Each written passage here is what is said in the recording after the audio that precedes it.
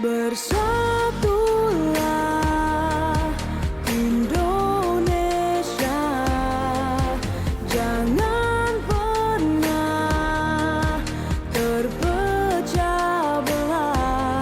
Walau kita berbeda, walau kita tak sama, Radio Republik Indonesia, kita Indonesia sesungguhnya.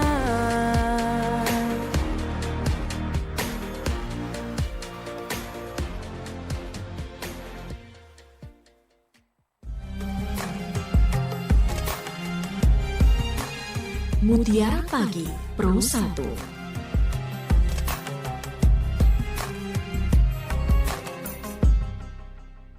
Assalamualaikum warahmatullahi wabarakatuh. Alhamdulillah pendengar Pro 1 RRI Sumeneb dan juga pemirsa YouTube RRI Sumeneb.net, saya Siti Aisyah bersyukur bisa kembali hadir menyapa Anda dalam program Mutiara Pagi, edisi hari yang penuh keberkahan dan istimewa, yaitu di hari Minggu 17 Agustus 2025.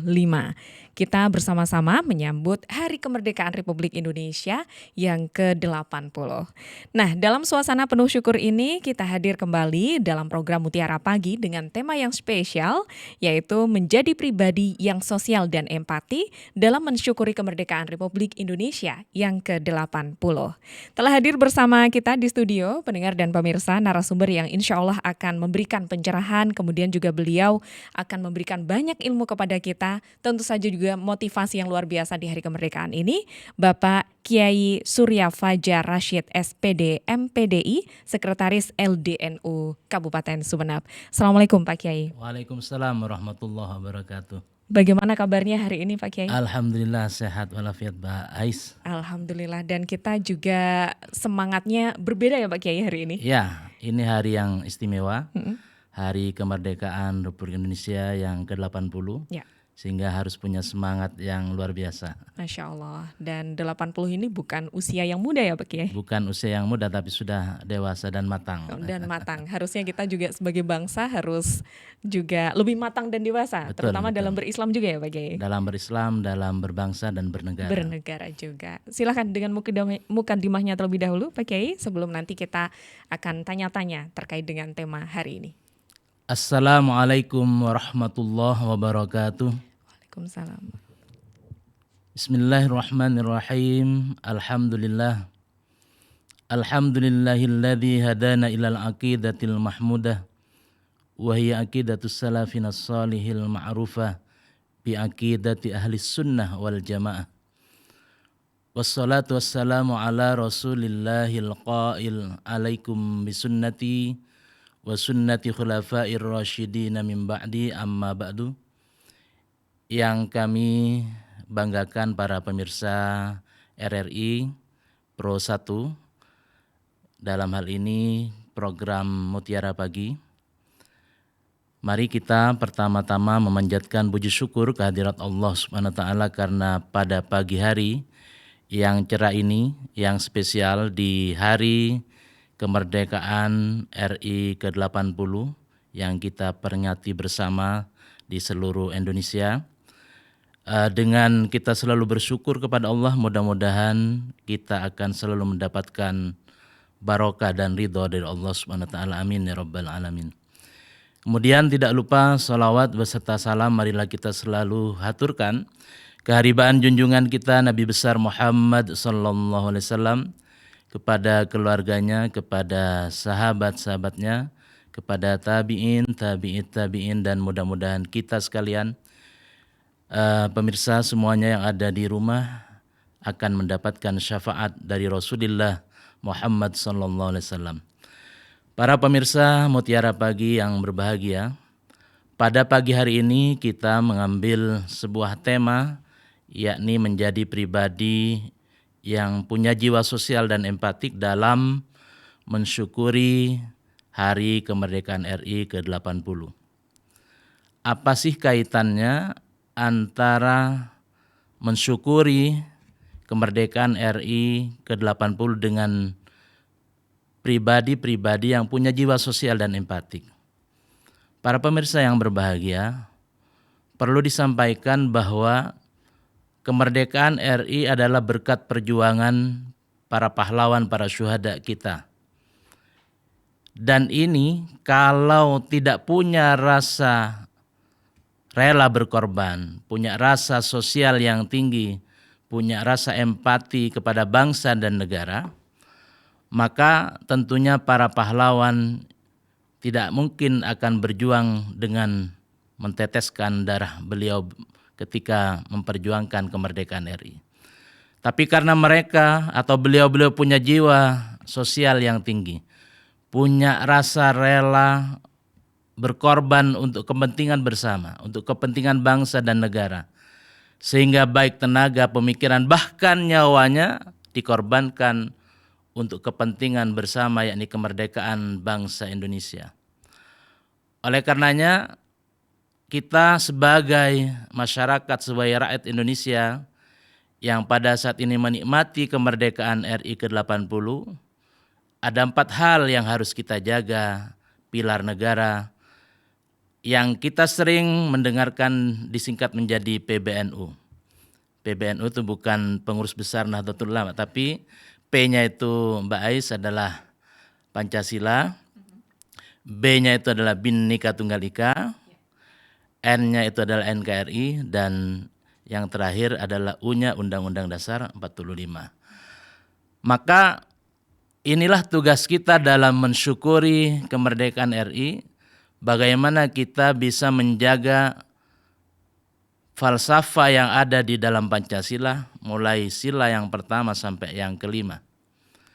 Kita tahu bahwa di dalam sila yang pertama adalah ketuhanan yang Maha Esa, bahwa masyarakat Indonesia adalah masyarakat yang beragama, yang berketuhanan. Dan ini kita junjung tinggi, dan ini adalah merupakan dasar utama untuk kemudian menjadikan bangsa kita menjadi masyarakat, menjadi rakyat yang berketuhanan, yang mempunyai dasar-dasar bagaimana melaksanakan kegiatan sehari-hari berdasarkan ajaran-ajaran agama mereka masing-masing, yang tentunya setiap ajaran agama adalah menuju kepada kebaikan. Nah, kemudian yang kedua, di dalam sila kedua ini yang ada kaitannya dengan tema kali ini adalah kemanusiaan yang adil dan beradab. Kita tidak hanya punya hubungan hablum minallah. Manusia tidak hanya punya hubungan dengan Tuhannya. Manusia tidak hanya punya hubungan antar sang Khalik dengan hamba. Tapi bagaimana hubungan kita di muka bumi ini, yakni hubungan sesama manusia.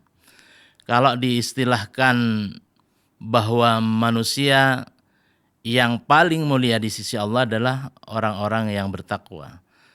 Bagaimana salah satu bentuk dari takwa disampaikan di dalam surat Al-Baqarah.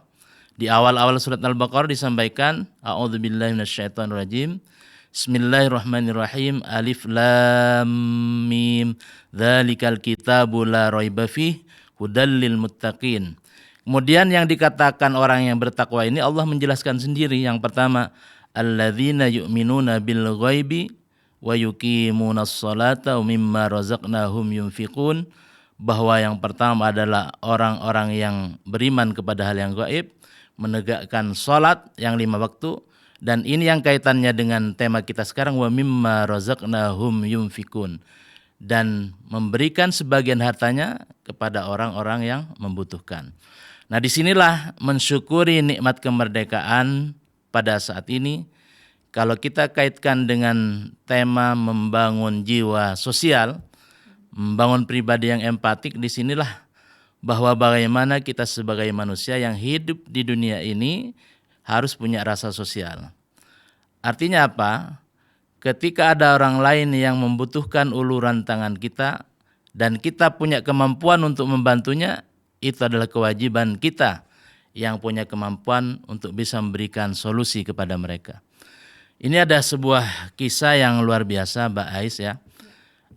Seorang ulama besar ketika beliau itu ibadah haji, Syekh Abdullah Ibnu Mubarak, beliau itu setelah selesai melaksanakan proses ibadah haji, ternyata beliau tertidur di serambi Masjidil Haram. Kemudian beliau bermimpi. Di dalam mimpinya ada dialog antara dua malaikat. Yang malaikat pertama bertanya, berapa jumlah jemaah haji pada saat ini? Malaikat yang kedua menjawab, ada sekitar 600.000 jemaah haji. Namun dari 600.000 jemaah haji ini tidak ada satupun yang diterima oleh Allah hajinya. Cuman satu orang, kata malaikat yang kedua ini, dia adalah bernama Ali Muwaffaq, rumahnya di Damaskus, dan dia seorang tukang sol sepatu. Dia tidak melaksanakan ibadah haji ke Mekah dan Madinah, tapi nilai amalnya menjadikan dia sebagai haji yang mabrur, diterima oleh Allah, sehingga kemudian 600.000 yang awalnya tidak diterima oleh Allah karena wasilah yang dilakukan oleh Ali Muwaffaq ini, kemudian semuanya diterima. Terbangunlah Syekh Abdullah Mubarak ini dari tidurnya, kemudian dia berpikir, orang yang jauh-jauh beribadah haji ternyata tidak diterima. Dan dia penasaran, siapa sih Ali Muwaffaq ini kok sampai-sampainya Allah menerima amal ibadahnya dan hajinya dianggap mabrur, padahal tidak datang untuk melaksanakan ibadah haji. Penasaran. Syekh Abdullah Mubarak ini tidak pulang ke rumahnya, maka dia datang ke Damaskus mencari yang namanya Ali Muwaffaq, yang di dalam keterangan malaikat di dialognya itu adalah orang yang punya kegiatan setiap harinya sebagai tukang jahit sepatu. Maka tanyalah dia kepada di Damaskus itu ada orang yang sedang menjahit sepatu. Apakah Anda kenal dengan Ali Muwaffaq? Oh, kenal. Dia rumahnya di pinggir kota ini. Diberitahu sudah alamatnya, datanglah Syekh Abdullah Al-Mubarak. Assalamualaikum. Maka menjawab Ali Muwaffaq, waalaikumsalam warahmatullahi wabarakatuh. Siapakah Anda kok bisa datang ke rumahku yang jelek ini? Wahai Ali Muwaffaq, aku adalah Syekh Abdullah Al-Mubarak. Kemudian dia kan terkenal, memang ulama terkenal. Dulu kan tidak ada HP ya, tidak tahu wajahnya lah. Nggak viral ya? Nggak viral. Maka bahagia tentunya Ali Muwaffaq ini karena memang sudah kenal namanya tapi tidak tahu orang. Alhamdulillah, saya kedatangan ulama besar. Ada apa yang bisa saya bantu wahai Syekh? Kemudian menceritakan cerita tadi tentang bahwa di dalam mimpinya dia tidak ibadah haji tapi diterima oleh Allah sebagai haji yang mabrur. Dia pingsan, Pak, karena terkejut kan, dia tidak melaksanakan ibadah haji, pingsan. Kemudian ditunggu oleh Syekh Abdullah Mubarak sampai bangun. Ternyata ditanyakan, wahai Ali Muwaffaq, tentunya Allah menerima ibadahmu menjadi haji mabrur, ada amalan yang kau lakukan yang ini menjadikan Allah mencintai apa yang kamu lakukan tersebut. Berceritalah dia Ali Muwaffaq, wahai Syekh, saya sebagai seorang sol sepatu setiap hari pasti menyisihkan uang saya. Saya simpan untuk ongkos naik haji. 30 tahun saya simpan dan sudah mencapai 400 dirham. Pada tahun ini uang tersebut cukup untuk saya melakukan ibadah haji. Tapi istri saya ngidam, ada bau masakan tetangga saya yang harumnya luar biasa, istri saya ingin minta. Saya disuruh datang untuk meminta masakan tersebut. Ternyata setelah sampai di tetangga saya yang orangnya miskin dan suaminya baru meninggal beberapa bulan yang lalu dan ada 3 anak kecil masih di dalamnya, anak yatim. Saya menyampaikan salam, Assalamualaikum warahmatullahi wabarakatuh. Ibu tersebut kemudian menyampaikan Waalaikumsalam warahmatullahi wabarakatuh. Ada apa wahai Ali Muwaffaq? Saya minta sedikit saja masakan karena istri saya sedang ngidam. Apa jawaban ibu itu? Masakan ini haram untuk Anda dan halal bagi kami. Ternyata kan bertanya-tanya Ali Muwaffaq. Kenapa sama-sama Islamnya kamu Islam, saya Islam. Kenapa itu halal bagi kamu dan anak-anakmu, bagi saya haram dan keluarga saya? Mohon maaf Ali Muwaffaq, saya sudah 3 hari dengan anak-anak saya tidak makan. Tapi karena sudah kelaparan, saya melihat anak saya sudah tidak kuasa menahan tangis. Maka saya ketika jalan-jalan keluar ada bangkai keledai. saya mengambil dari pisau dan saya ambil daging sedikit untuk saya makan dan saya masak. Saya masak untuk anak-anak saya yang sudah 3 hari tidak makan.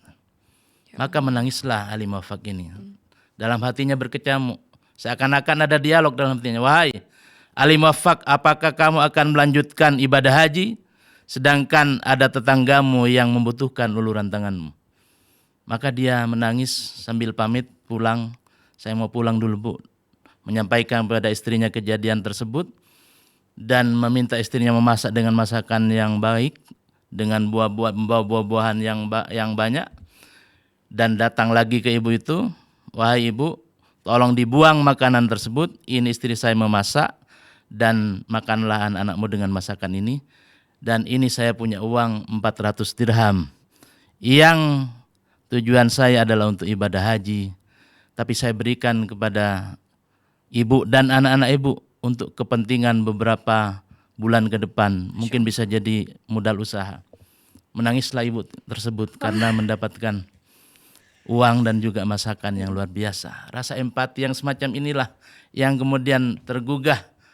Kemudian Allah mencintai amalan ini menjadi ibadah yang mabrur, yang diterima, sehingga ibadah haji yang 600.000 orang yang sebelumnya tidak diterima mendapatkan barokah dari Ali Muwaffaq tersebut. Nah inilah mungkin ke depannya bagaimana kita mensyukuri nikmat kemerdekaan ini, karena salah satu tugas kita dan juga tugas kenabian adalah memerangi kebodohan, memerangi kemiskinan. Bagaimana kita yang punya kemampuan harta, hendaklah kita punya hati untuk empati kepada orang lain. Dan itu adalah merupakan amanah dari Allah kepada kita yang punya kelebihan harta untuk menyisihkan. Tadi disampaikan di ayat yang saya sampaikan tadi, wa mimma razaqnahum yunfikun. Allah tidak meminta semua harta kita, sebagian dari harta kita yang kita berikan kepada orang-orang yang berhak kita berikan bantuan. Itu mungkin sebagai pengantar. Mbak Ais, bisa dilanjut dengan dialog ya. Masya Allah Pak Kiai, saya yang deg-degan ini Pak Kiai, karena jadi begini ya pendengar dan pemirsa, ternyata segala sesuatu yang terjadi itu Masya Allah ya, bentuk kasih sayang Allah dengan skenarionya. Tadi ketika Pak Kiai menyampaikan sebuah kisah tidak ke tanah suci, tapi mendapatkan pahala seperti ke tanah suci, bahkan mabrur begitu ya Pak Kiai.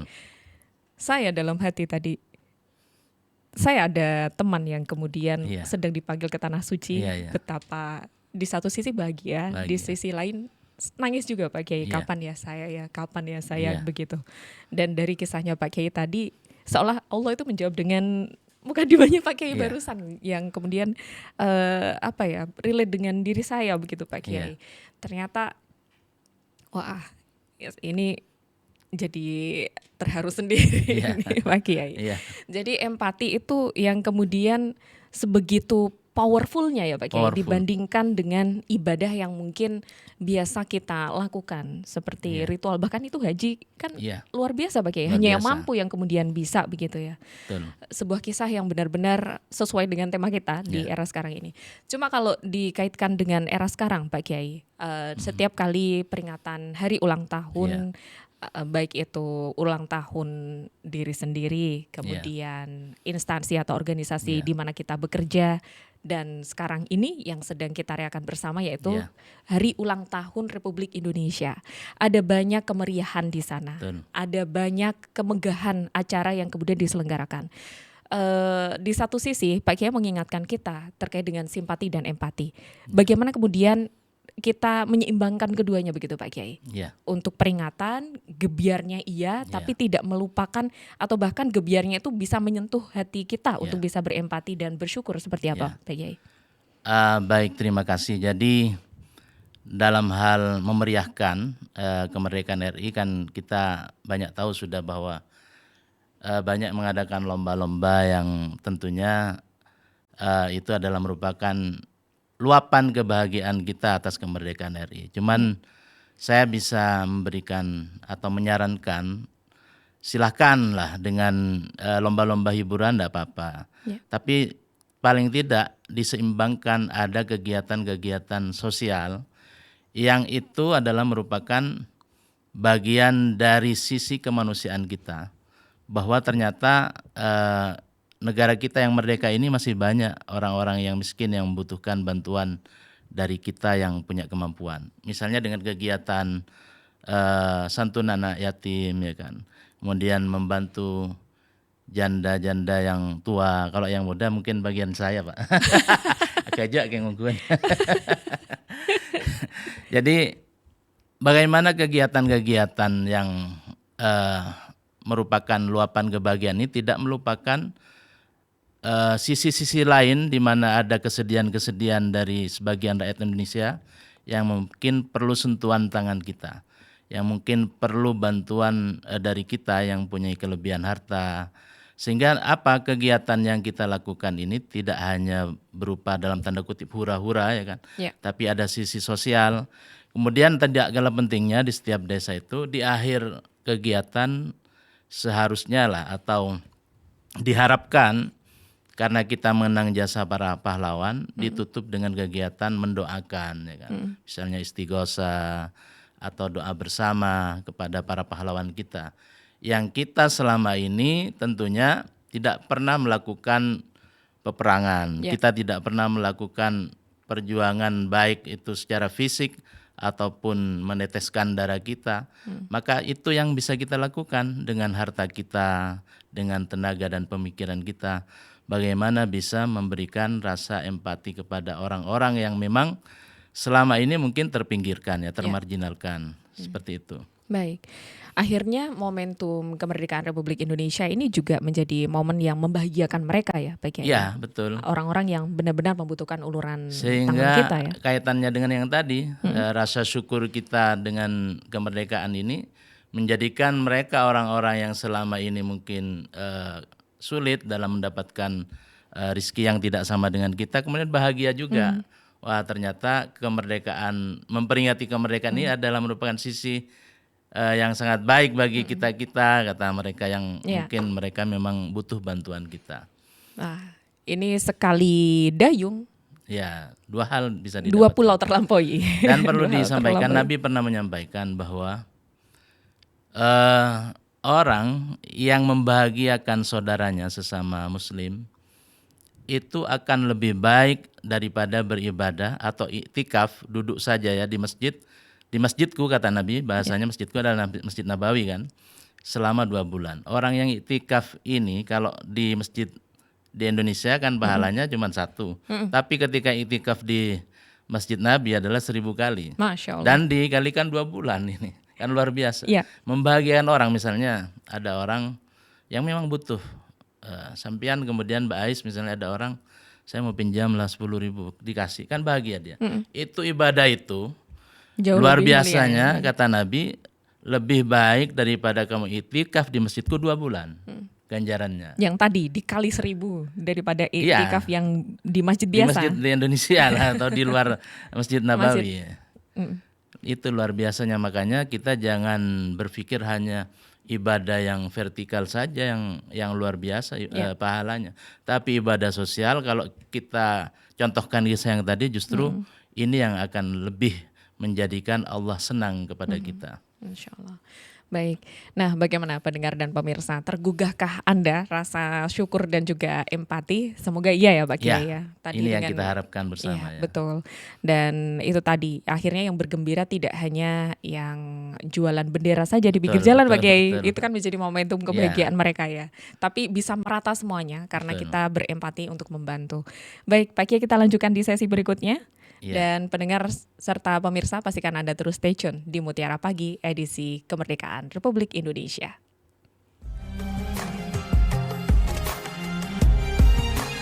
Mutiara Pagi Pro 1.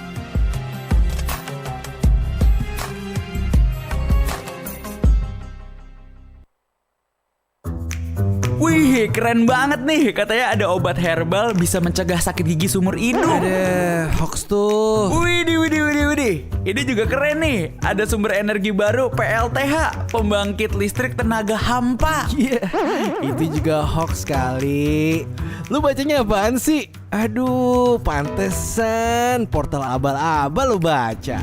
Kalau mau baca berita yang lengkap tapi udah verified, mulai dari berita nasional, internasional, olahraga, gaya hidup sampai hiburan, lu cukup klik rri.co.id. Di situ lu juga bisa streaming RRI digital. Aduh, makanya cek-cek dulu biar gak kegocek di rri.co.id.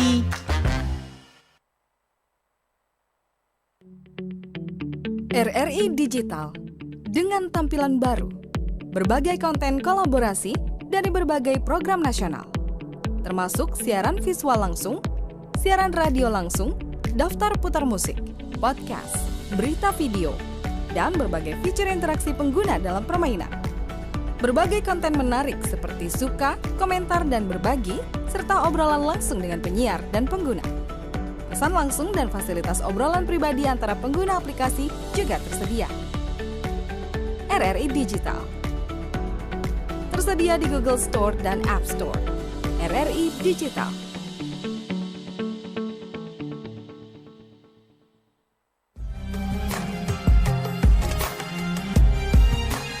Mutiara Pagi Pro 1.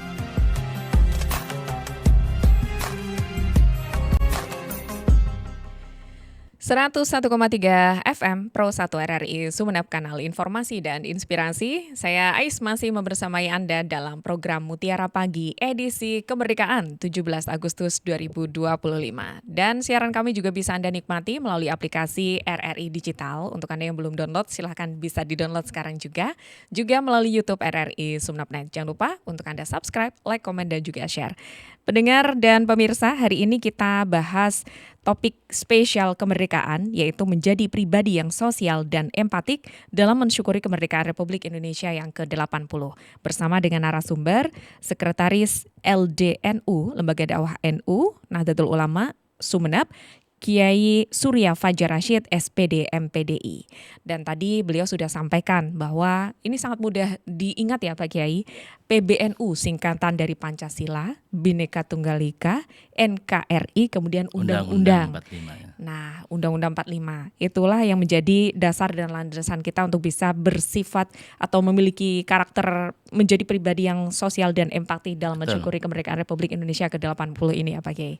Ya, saya berikutnya ingin menanyakan hal yang mungkin pernah menjadi sedikit viral begitu Pak Kiai, terkait dengan ini Pak Kiai, hormat kepada bendera. Oh iya. Ya, nah ini kan ada di agama Islam begitu, ada beberapa yang mungkin apakah kita harus hormat, bolehkah hormat kepada benda dan bendera begitu, seolah-olah hal itu juga bisa mengurangi nilai kereligiusan kita begitu. Padahal di sisi lain ada makna juga yang perlu untuk kita lakukan sebagai bagian dari bangsa negara Indonesia. Nah ini urusannya berarti konteksnya kita empati kepada negara dan di satu sisi agama, seperti apa Pak Kiai? Jadi begini, menghormati bendera itu kita bukan berarti menghormati barang, ya kan? Ya. Tapi bendera itu merupakan identitas negara. Kita menghormati bendera berarti kita menghormati diri kita sendiri dan negara kita sendiri. Dalam artian dalam konteks ini bukan kemudian kita menghormati kemudian menyembah negara, tidak. Samalah dengan misalnya Nabi ketika memerintahkan atau mensunahkan kita mencium hajar aswad, ya kan? Ya. Apakah kita kemudian istilahnya hajar aswad yang berupa benda yang kita cium itu kemudian kita menjadi syirik, kan tidak. Tapi itu menghormati benda yang memang oleh Nabi disunahkan untuk dicium. Ya. Nah ini yang harus kita pahami bahwa dalam menghormati bendera ada kadang-kadang dari kelompok Islam lain yang menyatakan itu syirik dan semacamnya, itu terlalu sempit pemikirannya. Karena di dalam hati kita kan tidak pernah ada bahwa kita menyembah bendera, ya kan? Ya. Nah selama kita menghormati bendera itu dalam rangka bahwa kita menghargai negara kita, menghargai diri kita sendiri sebagai anak bangsa, dan itu tidak ada iktikad di dalam hati kita untuk menyembah bendera itu tidak menjadi masalah. Oke. Justru itu adalah merupakan hal yang memang adalah rasa nasionalisme kita, hubbul waton minal iman. Justru cinta tanah air adalah bagian dari iman. Keimanan kita. Saya rasa hal itu juga berkaitan dengan ini nggak sih Pak Kiai, keilmuan. Biasanya kan ada orang yang bisa jadi konteksnya kalau Pak Kiai tadi sampaikan, kita tidak akan membawa hati kita itu kepada yang salah kalau kita berilmu kan, begitu ya Pak Kiai. Misalnya Hajar Aswad tadi kita kejar banget terus melewatkan ibadah-ibadah yang harusnya kita lakukan. Maksudnya salah memaknai filosofinya begitu Pak Kiai, atau tidak bisa menjangkau arti dari kegiatan tersebut. Apakah itu Pak Kiai ilmu yang kemudian membedakannya? Betul, artinya selama dalam hal kita menghormati bendera itu kita memahami bahwa bendera itu adalah merupakan identitas negara, bukan menghormati dalam konteks itu adalah hal yang kita sembah ya kan. Ini kan tidak menjadi masalah. Maka kan pemahaman yang salah dalam hal ini kan tadi kan kaitannya dengan keilmuan. Maka seakan-akan kan kalau menghormati bendera seakan-akan kita menyembah pada bendera itu kan dari sisi pemahaman yang sempit gitu kan. Betul kalau menjadi dasar keilmuan dalam hal ini mereka kemudian punya pemahaman yang seperti itu. Baik, ya. Berikutnya Pak Kiai, pertanyaan di generasi muda kita. Ini pasti tidak hanya generasi muda sih, tapi di zaman era sekarang ini yang namanya digitalisasi Pak Kiai ya. Kita sering pakai HP, teknologi gadget dan seterusnya begitu. Kemudian hal itu pula yang katanya mendegradasi sifat empati kita atau akhirnya individualismenya meningkat begitu Pak Kiai dengan hadirnya berbagai macam teknologi. Apakah itu juga ada dalam pantauannya Pak Kiai begitu dari sisi keilmuan agama begitu, kemudian juga yang sedang disoroti untuk bisa diluruskan kembali dari sisi akidah dan keislaman kita begitu. Jadi begini, teknologi itu bagaikan pisau ya. Kalau yang pegang orang mukmin, pisau itu mungkin untuk memotong daging ya kan. Untuk masakan kita ya kan, menyembelih dengan sembelihan yang halal ya kan. Tapi kalau pisau ini yang pegang adalah orang-orang perampok, kemudian misalnya orang-orang preman, ini kan untuk melukai orang lain, membunuh orang. Sama dengan teknologi. Kalau kita memanfaatkan teknologi yang luar biasa pada saat ini dengan kearifan kita, dengan didasari ilmu, sehingga kemudian lebih banyak memberikan manfaat ya kan. Memang sisi jeleknya ada tadi misalnya membentuk sifat-sifat individualisme ya, karena kadang-kadang mohon maaf saya dengan Mbak Ais dekat ya kan misalnya. Bisa saja ketika kita kumpul kita tidak pernah bertutur sapa karena sama-sama pegang HP, main HP ya kan. Betul. Walaupun secara fisik dekat. Nah ini sisi jeleknya kadang-kadang teknologi itu membentuk karakter yang kemudian individualis ya kan. Tapi tentunya sebagaimana diajarkan Nabi, maka perbanyaklah kita silaturahim. Maka Indonesia ini pernah diteliti kenapa Indonesia ini menjadi negara yang Islamnya kuat ya kan. Karena di situ banyak paku-paku yang ada di Indonesia. Apa pakunya? Ya kumpulan-kumpulan itu. Ada yasinan. Kalau di Timur Tengah walaupun di sana negara tempatnya Islam lahir, tidak sama dengan Indonesia.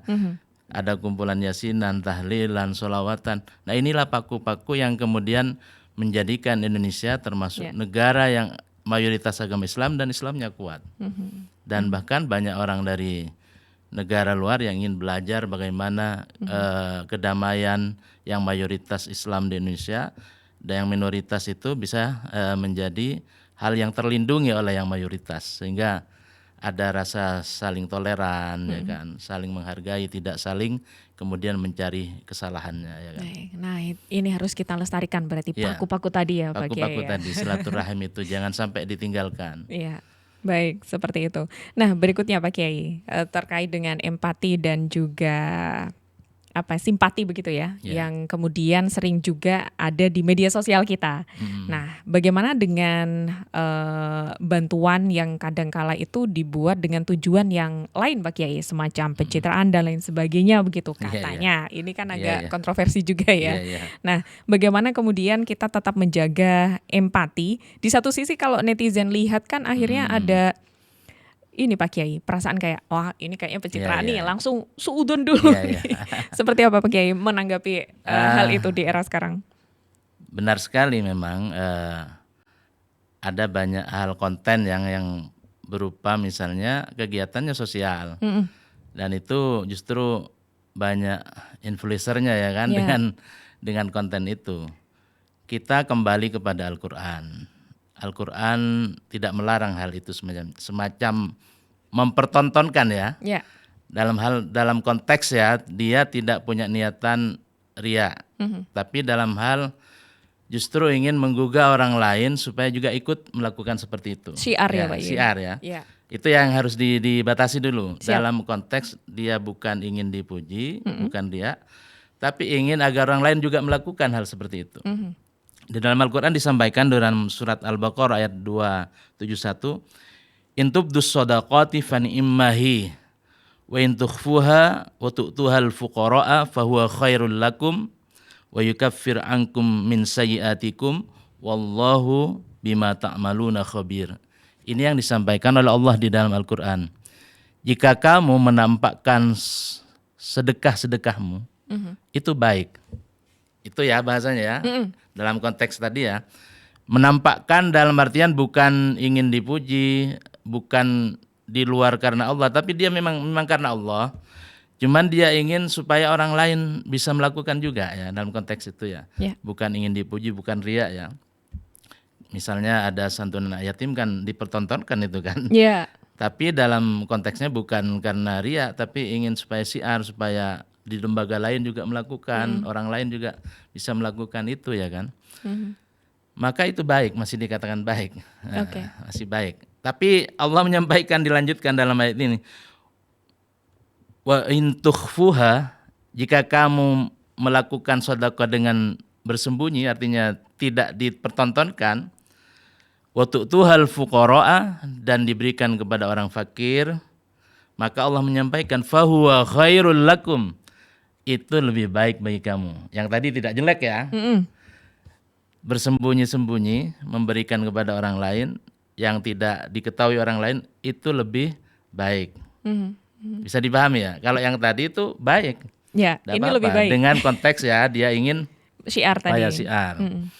Yang kedua, Allah menyampaikan wa in tukhfuha, kalau kamu bersembunyi-sembunyi memberikan kepada wa tu'tuhal fuqara, kepada orang fakir, fa huwa khairul lakum, maka hal itu lebih baik bagi kamu. Dan Allah menyampaikan wa yukaffir ankum min sayyiatikum, dan Allah akan mengangkat sebagian dari dosa-dosa kamu, artinya akan diampuni dosa-dosa kita sebagiannya. Ada bahasa min sayyiatikum, sebagian dari dosa-dosa kita. Jadi sedekah itu punya sisi kebaikan di mana akan menghapus dosa-dosa kita. Baik yang tadi terang-terangan ataupun yang sembunyi-sembunyi, dan sembunyi itu lebih baik. Baik. Maka kemudian Allah menyampaikan wallahu khabirum bima ta'malun. Allah Maha mengetahui terhadap apa yang kamu lakukan, baik yang terang-terangan tapi karena Allah ya kan, bukan karena riya ya kan. Ya. Dan yang sembunyi-sembunyi juga karena Allah. Itu Allah Maha mengetahui bahwa apa yang kita lakukan, dan semua itu akan diganjar Allah, akan menghapus dosa-dosa kita. Baik, Masya Allah. Wah, ini sudah terjawab langsung. Iya. Kecuali kalau memang ya gimana ya Pak Kiai, zaman sekarang itu influencer menjadi pekerjaan ya Pak Kiai. Iya, Kalau iya. nggak disampaikan juga nggak jadi konten ya. Jadi konten. Jadi harus kuat ini ya. Harus kuat. untuk Ininya ya memilah artinya hatinya. bukan untuk ria, tapi memang supaya orang lain bisa melakukan, seperti kan Ya. kontennya Bang Deddy Mulyadi ya, gubernur itu kan bagus kan. Dia bantu orang ya kan. Akan ada orang lain tergugah buat konten juga seperti itu. Ya. Banyak yang terbantukan kan. Betul. Membahagiakan orang lain tadi kan sudah disampaikan, pahalanya luar biasa. Ya, daripada kontennya nanti kalau scroll nggak ada yang seperti itu ya Pak Iya. Kiai. Justru nanti nggak ada yang positif atau mengajak kebaikan begitu. Tapi itu tadi yang menjadi pesan di hal ini adalah bagaimana kekuatan niat kita untuk benar-benar bisa diluruskan ya. Betul, baik, betul. Ya. Baik. Nah ini netizen nggak boleh suudon dulu berarti ya. Iya. Baik, terakhir Pak Kiai, di Hari Kemerdekaan Republik Indonesia ini sebagai penutup, apa yang menjadi pesan yang ingin disampaikan oleh Pak Kiai kepada kami semuanya, pendengar maupun pemirsa, untuk menjadi pribadi yang sosial, kemudian empatik, yang benar-benar tidak hanya merayakan kemerdekaan Republik Indonesia dengan upacara bendera saja, Pak Kiai. Silahkan. Baik para pemirsa Mutiara Pagi yang berbahagia, sebagai penutup bahwa di hari kemerdekaan kita yang ke-80 yang kita peringati, mari kita perbanyak kegiatan-kegiatan sosial yang intinya adalah bagaimana kita membantu orang-orang miskin, kemudian juga anak yatim. Walaupun misalnya ada kegiatan-kegiatan lain yang berupa hiburan sebagai luapan bahagia kita tidak menjadi masalah. Tapi jangan kemudian dilupakan ada sisi-sisi yang memang ini adalah merupakan bagian dari rasa syukur kita. Sebagaimana Allah menyampaikan, la in syakartum la azidannakum. Bagian dari syukur kita yang kemudian akan diberikan tambahan nikmat adalah ketika kita kemudian melakukan hal-hal yang memang dicintai oleh Allah. Karena apa? Pernah Nabi Musa bertanya kepada Allah, ya Allah, apa yang menjadi amalan yang paling kau cintai? Kemudian Allah menyampaikan, wahai Musa, sholatmu adalah untuk kamu sendiri, puasamu untuk kamu sendiri, zikirmu adalah untuk kamu sendiri. Kamu puasa agar kamu bisa mencegah dari keji dan mungkar. Kamu sholat untuk mencegah dari keji dan mungkar. Kamu puasa untuk menahan dan mengendalikan nafsumu. Kamu berzikir untuk ketenangan hatimu. Kemudian berbalik bertanya Nabi Musa, lalu apa ya Allah yang menjadi amalan yang paling kau sukai? Ketika kamu memberikan sesuatu kepada orang lain dan orang lain itu bahagia, aku bersama kamu. Itu yang menjadi penutup kita, Mbak Ais, bahwa Allah akan bersama dengan kita ketika kita membahagiakan orang lain. Ini nikmat yang luar biasa loh, dibersamai Allah Subhanahu wa taala itu ya Pak Kiai ya. Semoga kita bisa semakin lurus lagi nih Pak Kiai niatnya untuk mengisi kemerdekaan Republik Indonesia dengan pesan yang sudah disampaikan oleh Pak Kiai tadi ya, pendengar maupun pemirsa. Semoga kita semuanya bisa mengambil hikmah untuk menjadi pribadi yang juga lebih peduli, kemudian lebih empati, dan senantiasa bersyukur atas nikmat kemerdekaan yang Allah anugerahkan kepada bangsa kita tercinta Indonesia. Terima kasih atas ilmu yang sudah dibagikan Pak Kiai. Semoga berkah dan sehat selalu. Dan kita semoga bisa bertemu lagi di lain kesempatan yang lebih membahagiakan lagi Pak Kiai.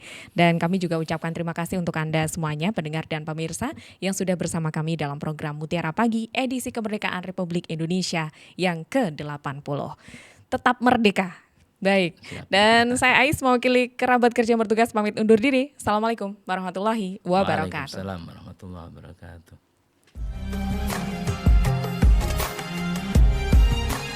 Mutiara Pagi Pro 1.